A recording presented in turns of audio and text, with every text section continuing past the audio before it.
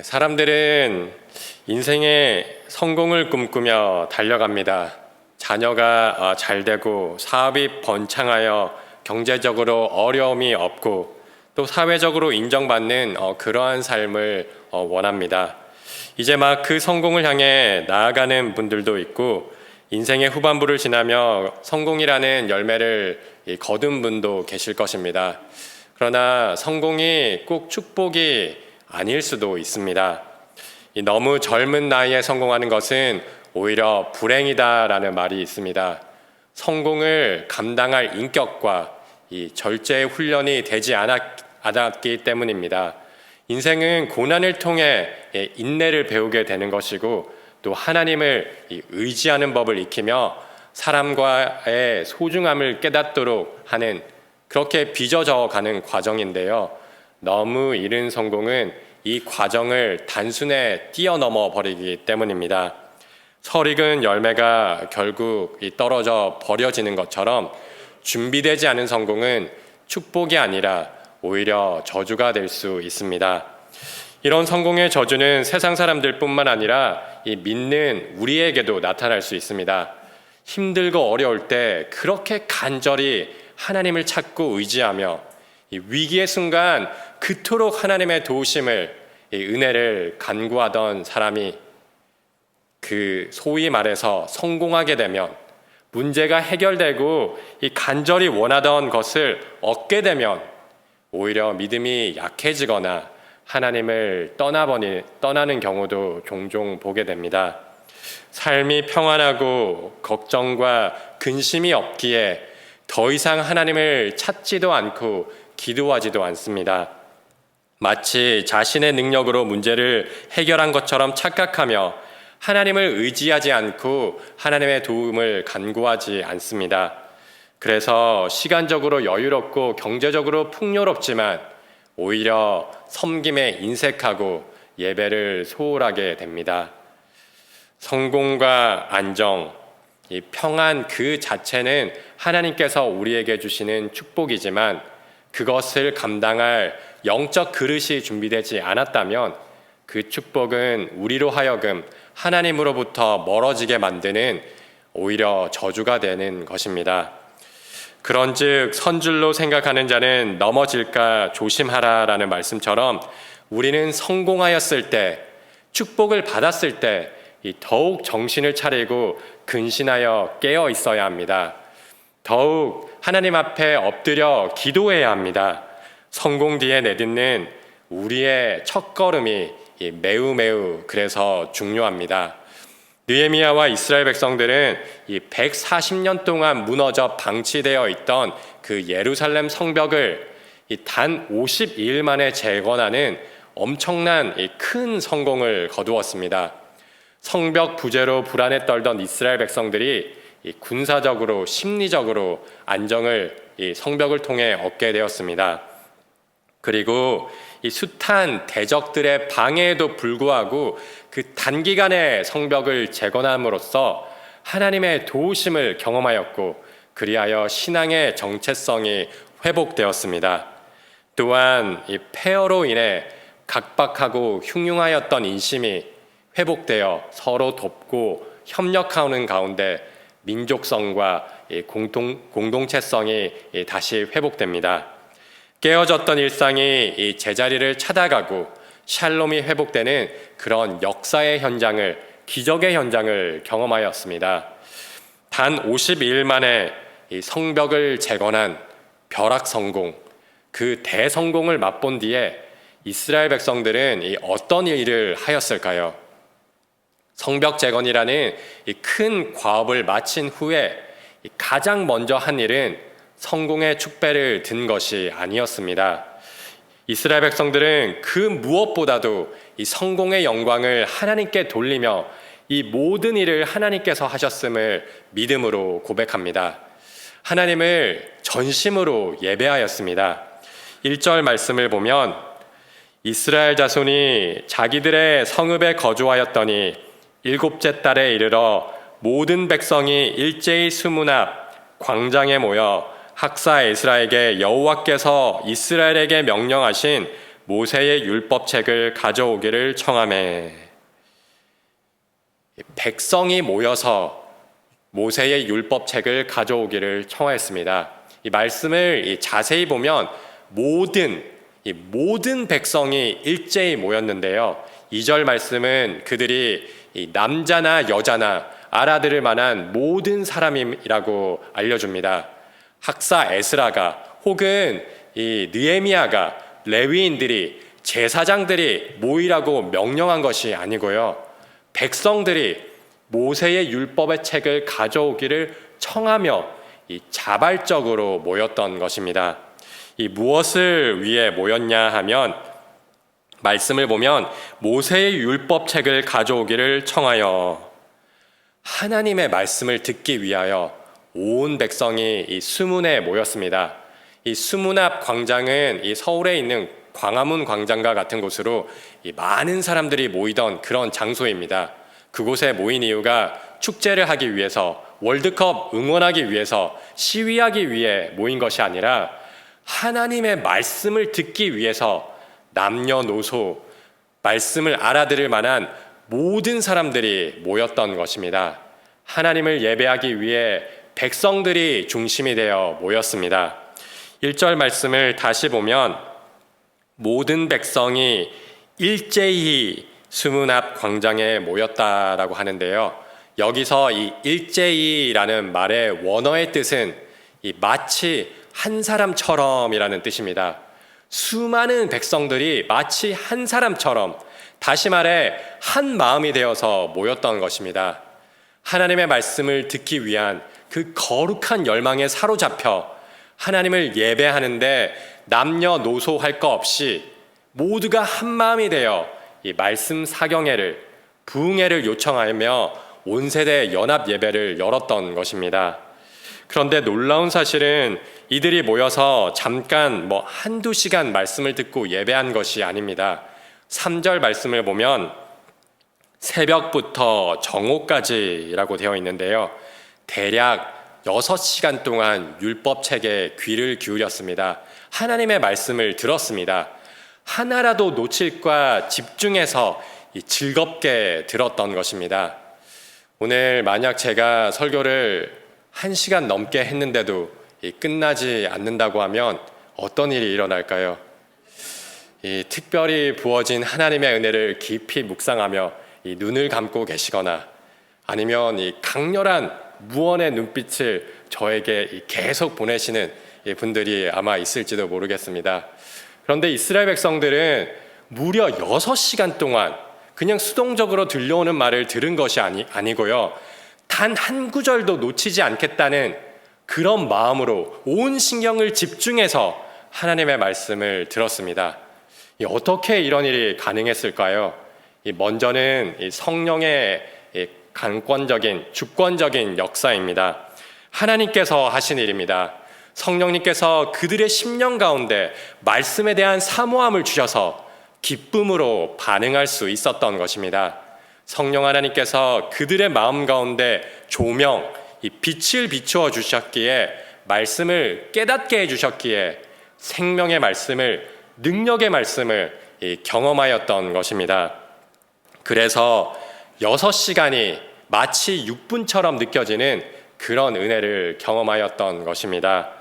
거기에 더해서 백성들이 자발적으로, 누가 시켜서가 아니라 자발적으로 참여하였기 때문에, 예배의 주체가 되었기 때문에 귀 기울여서 말씀을 들을 수 있었습니다.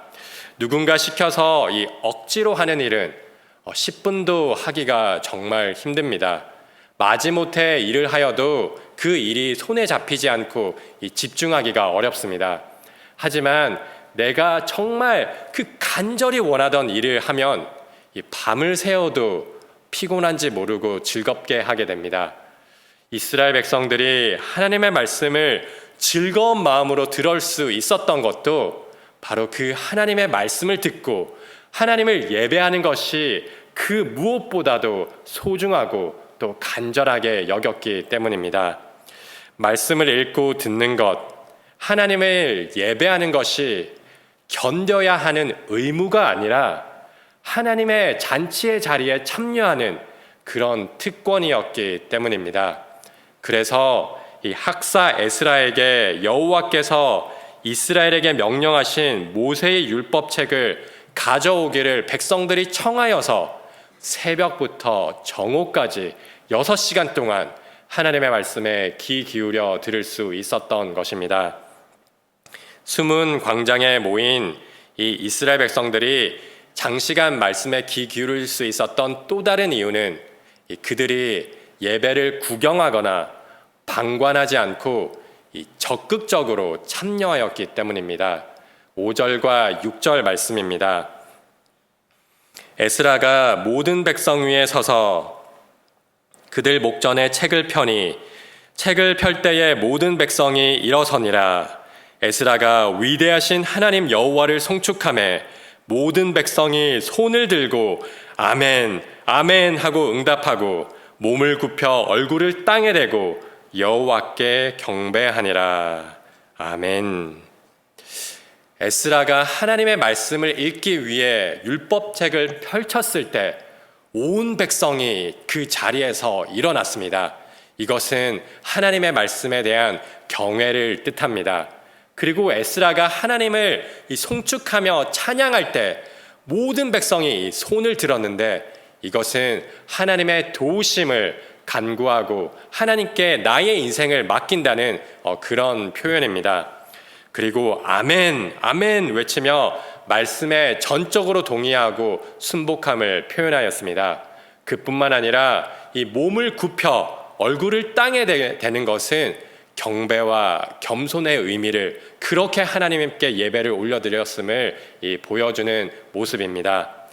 이처럼 이스라엘 백성들은 예배를 그저 수동적으로 관망하거나 예배를 구경하고 본 것이 아니라 예배에 적극적으로 능동적으로 참여하며 드렸습니다. 자발적으로 예배에 참여하였고 주체가 되어 적극적으로 예배를 드렸기에 오랜 시간 동안 집중하여 기쁨으로 예배를 드리며 하나님의 말씀에 율법책에 귀 기울여 들을 수 있었던 것입니다.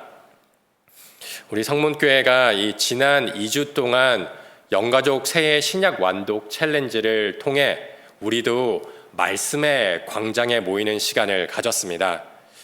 어떻게 하나님의 말씀을 즐겁게 듣는, 읽는 그런 시간이 되셨나요? 아니면 교회에서 해마다 진행하는 그런 행사 정도로 여기며 소극적으로 참여하거나 혹은 마지못해서 해야 하는 그런 의무처럼 혹시 여기지는 않으셨나요?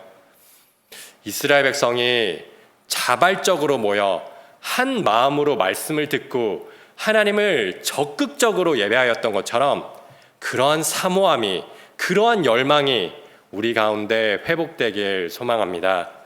그리고 아직 혹시 이 통독을 시작하지 못했거나 이 중간에 멈춘 분들이 있다 하더라도 아직 늦지 않았습니다. 교회 유튜브 채널에 그대로 남아 있어서 다시 한 번 더 말씀의 광장에 나와 자발적으로 적극적으로 읽기 시작할 때 그 하나님의 말씀을 통해 우리의 영혼에 부어주시는 기쁨과 만족이 가득하길 원합니다. 물론 이 성경을 읽다 보면 어렵게 느껴질 수 있습니다. 그래서 준비했습니다. 학사 에스라와 같이 이 성경을 깊이 연구하며 신약 성경의 흐름과 맥을 짚어주실 총신대학교 신학대학원 교수님을 이번 주 금요일에 초청하였습니다. 그래서 구경하거나 방관하지 마시고 적극적으로 예배 자리에 참여하길 바랍니다. 모든 이스라엘 백성이 한 사람처럼 그렇게 모였던 것처럼 배우자, 자녀들, 셀원들 모두 함께 그렇게 한 마음으로 하나님의 말씀에 귀 기울일 때 이 성경 속에 담긴 하나님의 지혜와 뜻을 발견하는 그런 기쁨이, 즐거움이 가득하기를 원합니다. 그리하여서 특별히 또 다음 주 30일 금요일 집회 시간에 골든벨을 울리는 그런 기쁨이 또한 있기를 원합니다. 그런데 만약에 애초에 나는 아무리 예배에 나와도 감흥이 없고 예배가 지루하고 이 흥미가 없고 따분하게 여겨진다면 어떻게 해야 할까요? 그때 우리는 이 장소나 예배 환경이나 시설, 사람과 같은 외적인 요소보다 먼저 나의 마음의 상태를 점검하여야 합니다. 혹시 하나님을 만나는 자리라기보다는 의무감으로 타의에 의해서 혹은 성공하고 축복받기 위해서 기도 제목을 응답받기 위한 어떤 목적을 이루는 수단이 그렇게 예배가 변질되지는 않으셨습니까? 말씀에 대한 사모함과 간절함이 사라져버렸고 첫사랑의 그 뜨거움이 식어버렸기 때문에 예배의 감격을 혹여나 잃어버리신 것은 아닌지 우리의 마음을 돌아보아야 합니다. 하나님을 사랑한다고 고백하면서 하나님을 만나는 시간을 따보내야 하고 하나님의 은혜 앞에 냉랭한 마음으로 몸이 건조하게 반응하고 영혼 없이 찬양한다면 그것은 예배 자체가 문제가 아니라 어쩌면 내 마음의 문제고 사랑의 문제일 수 있습니다. 우리의 마음의 상태를 그렇게 살펴볼 뿐만 아니라 또한 우리가 어떻게 예배드리고 있는지 우리의 예배의 태도와 모습을 또한 돌아보아야 합니다.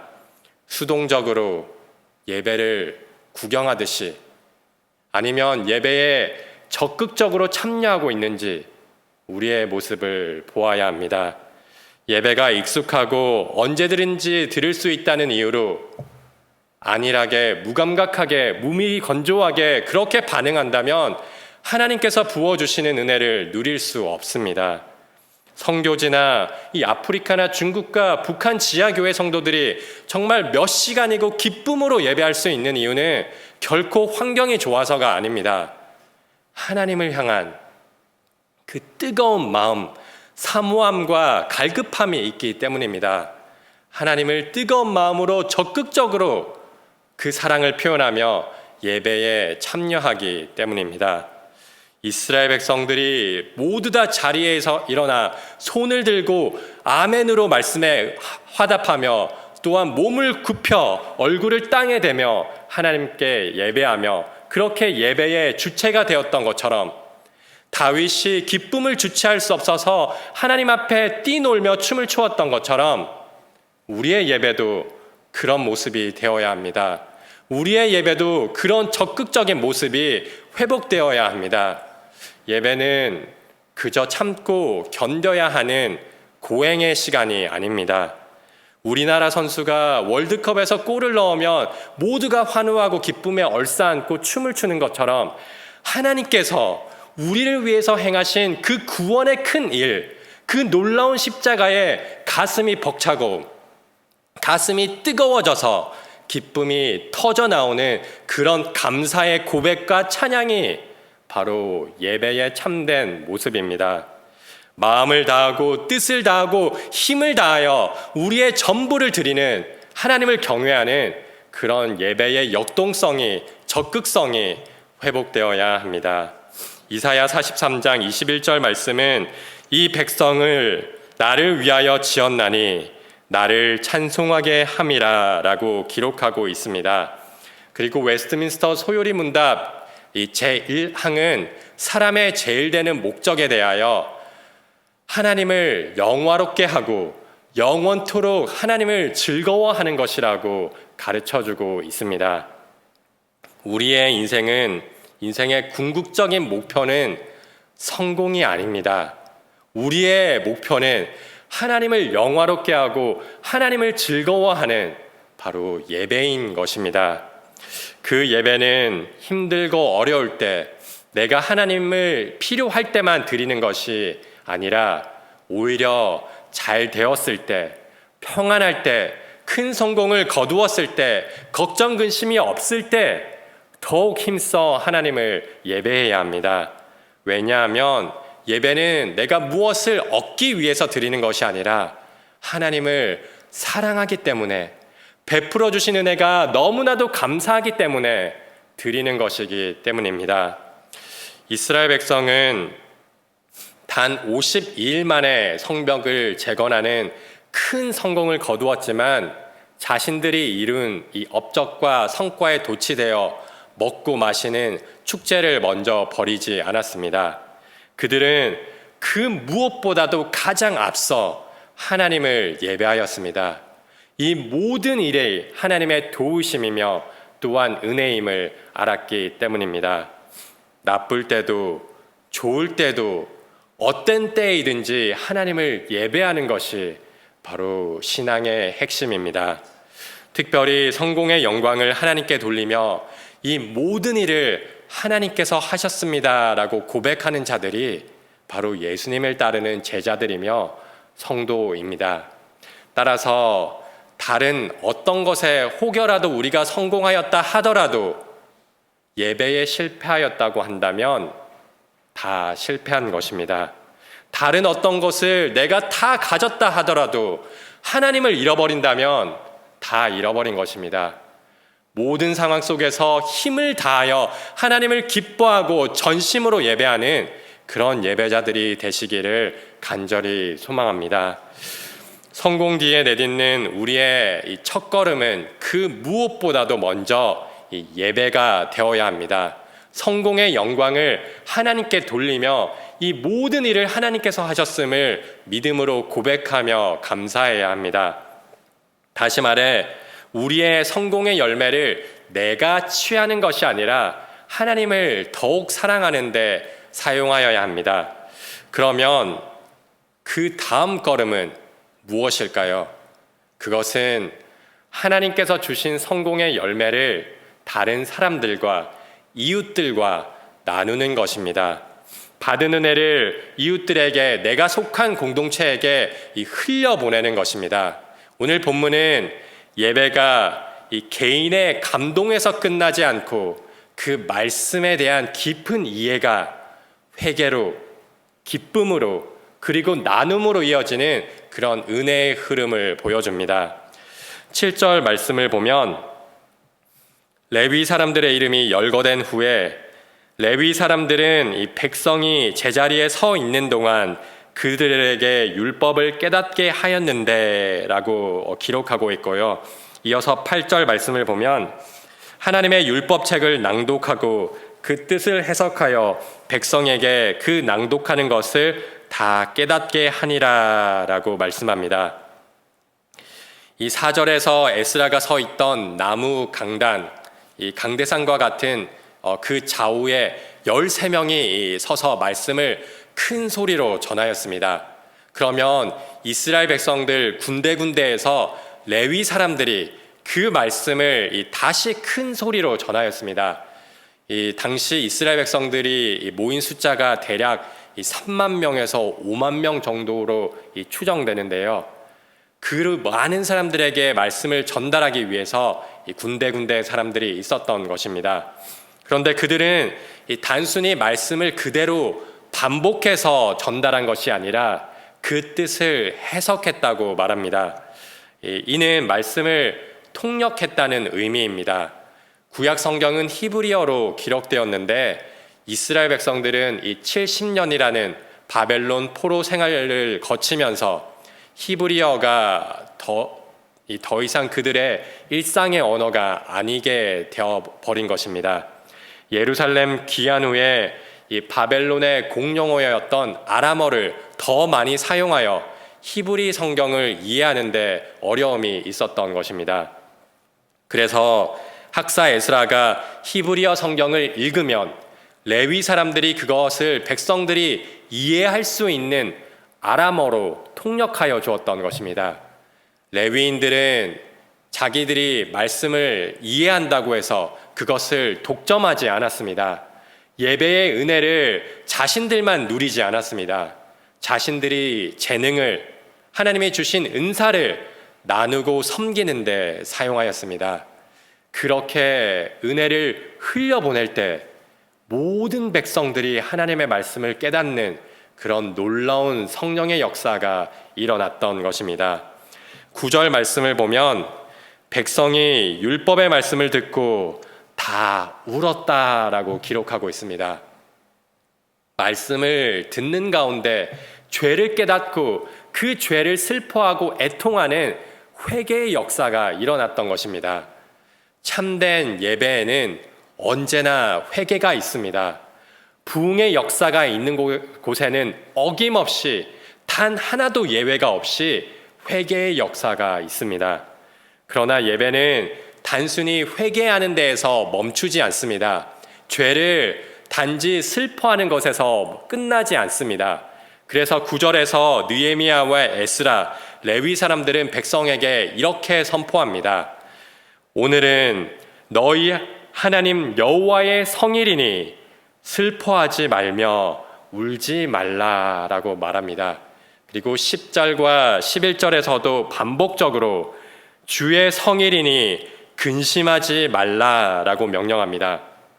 그리고 이어서 10절 하반절을 보면 여호와를 인하여 기뻐하는 것이 너희의 힘이니라라고 말합니다. 회개는 은혜로 나아가는 과정이지 은혜가 결코 은혜의 종착지가 아닙니다. 복음은 이 단지 죄를 들추어내는 데서 끝나지 않고 하나님께서 이루신 이 구원의 기쁨으로 우리를 인도합니다. 70년 바벨론 포로 생활에서 돌아오게 하신 그 하나님, 무너진 성벽을 50일 만에 재건하게 하신 그 하나님의 놀라운 이 구원, 그 은혜를 기억하며 기쁨의 자리로 나아가는 것입니다. 여호와를 인하여 기뻐하는 것이 너희의 힘이니라. 아멘. 이 다른 어떤 조건, 환경이 아니라 하나님으로 인한 그 순전한 기쁨이 바로 우리의 힘입니다. 여기에는 이 두 가지 의미가 있는데요. 하나님을 기뻐하는 그 자체가 우리의 힘이라는 의미와 하나님으로부터 오는 기쁨이 우리의 힘이라는 의미입니다. 다시 말씀드리면 하나님을 기뻐하는 그 자체가 우리의 힘일 뿐만 아니라 또한 하나님으로부터 오는 기쁨이 우리의 힘인 것입니다. 그런데 이 기쁨은 나만 누리고 내가 소유하는 그런 기쁨이 아닙니다. 이 기쁨은 이웃들에게 흘러가고 공동체와 함께 나누는 그러한 기쁨입니다. 그래서 하나님은 놀라운 은혜를 받은 하나님의 은혜를 받은 이스라엘 백성들은 그 말씀의 은혜를 나누었을 뿐만 아니라 이후 말씀에 보면 음식을 함께 나누며 기쁨의 교제를 누립니다. 10절에서 느헤미야가 이스라엘 백성들에게 가서 살찐 것을 먹고 단 것을 마시되 준비하지 못한 자에게는 나누어 주라라고 말하였는데요. 12절 말씀을 보면 모든 백성이 곧 가서 먹고 마시며 나누어 주고 크게 즐거워하였습니다. 어떤 백성, 몇몇 백성이 아니라 모든 백성이 먹고 마시고 크게 즐거워하였습니다. 가난한 자, 준비하지 못한 자에게 가진 자들이 자신의 가진 것을 기꺼이 기쁨으로 나누었기 때문입니다. 하나님께서 주신 성공의 열매는 나 혼자만의 것이 아닙니다. 하나님께서 우리에게 재능과 은사와 물질과 시간과 그리고 어떤 축복을 주셨다면 그것은 나누고 섬기기 위한 것입니다. 이스라엘 백성들이 성벽을 재건하며 기뻐하고 그리고 자신들이 가진 것을 나누며 섬겼을 때 큰 기쁨이 온 예루살렘 안에 가득하였습니다. 모든 백성들이 크게 즐거워하였습니다. 기쁨은 내가 더 가지려고 할 때, 내가 소유하려고 할 때 더 커지는 것이 아니라 나누어 줄 때, 함께 할 때 배가 되는 것입니다. 하나님께서 주신 그러한 은혜들이 있으십니까? 그 은혜는 다른 사람과 나눌 때 더 커집니다. 하나님께서 우리 가운데 역사하심을 다른 사람의 신앙을 고백을 통해서 깨닫게 되기 때문입니다. 나눔과 간증을 통해 우리의 믿음이 더 굳건해지기 때문입니다. 그리고 그 은혜는 말로 증거할 뿐만 아니라 이 삶으로 전할 때, 실천하고 살아낼 때 그 기쁨이 이 즐거움이 임하게 됩니다. 이스라엘 백성이 가진 것을 먹고 마시며 나누었듯이 예수님께서 병자들을 고치시고 가난한 자를 먹이셨던 것처럼 초대교회가 가진 물건을 나누고 팔아서 필요에 따라 나누었던 것처럼 복음은 아주 실제적이고 실천적인 그런 나눔의 모습으로 나타납니다. 우리 교회에서도 해마다 이 만원의 행복 그리고 사랑 나눔 봉사단을 통해 이 사랑의 손길로 이웃들을 그리고 이 지역사회를 섬기고 나눔을 실천하고 있습니다. 그뿐만 아니라 국내 해외 선교와 협력기관을 후원하며 돕고 있습니다. 우리가 받은 은혜와 우리 교회가 받은 축복을 소위 말해 거둔 성공의 열매를 흘려보내고 기쁨과 즐거움을 함께 나누는 것입니다. 하나님께서 우리에게 주신 그 은혜, 그 사랑을 나누기 위해서 우리가 할 수 있는 일은 어떤 것들이 있을까요? 은혜 선순환이 끊어지지 않고 계속해서 흘러가기 위해서 가정에서, 셀 모임에서, 우리 교회에서, 직장에서, 학교에서, 내가 속한 모든 곳에서 어떻게 섬기고 나눌 수 있을까요? 섬김의 자리로 이 부르심을 받았을 때 기꺼이 순종하는 것, 혹은 이 단기 선교팀과 지금 이제 진행 중인 다음 세대 새봄 수련회를 성경학교를 후원하는 것, 혹은 힘들어하고 아파하는 그 영가족들을 위해서 기도하고 따뜻한 관심을 표현하는 것, 하는 것처럼 여러 가지 방법들이 있을 수 있습니다. 너무 큰 것만 생각하지 말고 작은 것부터 한번 실천해 보시기 바랍니다.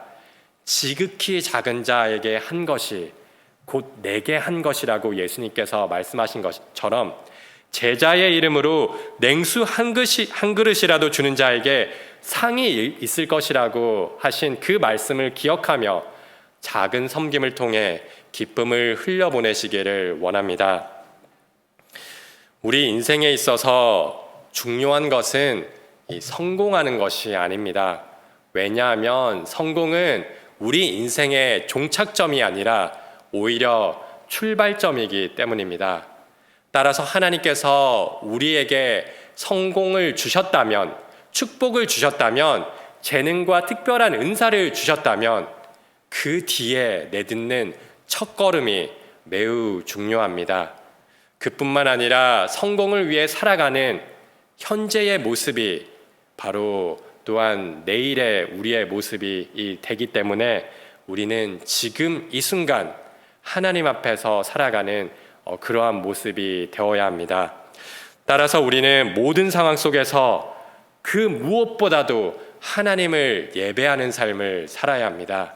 특별히 성공을 거두게 하셨을 때, 축복하셨을 때, 큰 은혜를 받았을 때, 걱정과 근심이 없고 평안할 때 우리는 결코 자만하거나 교만하지 않고 그 모든 영광을 하나님께 돌리며 하나님께서 하셨음을 믿음으로 고백하며 감사하여야 합니다. 또한 하나님께서 우리에게 주신 그 성공의 열매를 나 혼자 독차지하고 독점하고 움켜쥐는 것이 아니라 그 축복을, 은혜를 사람들과 나누며 섬기기 위해 사용하여야 합니다. 이 날은 주의 성일이니 근심하지 말라. 여호와로 인하여 기뻐하는 것이 너희의 힘이니라. 아멘. 하나님을 기뻐할 때 이 날마다 새 힘을 얻고 그 힘으로 다른 사람들을 섬기고 나누어 주는 그런 즐거움이 더하는 은혜의 선순환이 우리 모두에게 있기를 간절히 원합니다. 그리해야 할 뿐만 아니라 그 힘을 바로 이 예배 자리에서 회복하시기를 간절히 소망합니다.